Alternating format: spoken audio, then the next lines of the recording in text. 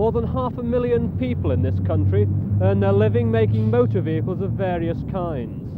And that figure doesn't take into account the vast number of other workers directly dependent on the motor industry, in retail, servicing and transport, for instance. Sales of cars in this country were 20,000 down last month on October 1972, and that figure can only get worse as the crisis deepens. And in the present situation, there's no hope of making that up on the export market because other countries are in the same boat. 18,000 men work here at British Leyland's Longbridge works, the biggest self-contained car factory in this country. Here they make some of the more economical cars, like the 1100, the Mini and the Allegro. In theory, they could help the situation. With a Mini, you can get about 45 miles to the gallon if you stick to the recommended 50 miles an hour speed limit. So why not increase production of the Mini? Well, the production lines are already working to full capacity. To bring in a new line would take about 2 years. To bring in a new model would take much longer.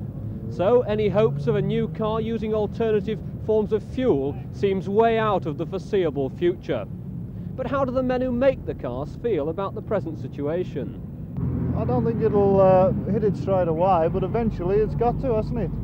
I mean, if you can't run cars, people are not going to buy them. How concerned are you about the future? Oh, I worry about it all the time. I mean, it's got to be in the back of your mind. Oh, it could be disastrous, there's no doubt about that. I hope it never comes to it, but it could be very terrible. Not really, no, I don't think it is too much of a crisis yet, is it? I haven't noticed any real difficulty in getting petrol anyway. Well, I don't know the effects, but I think it's time we found an alternative.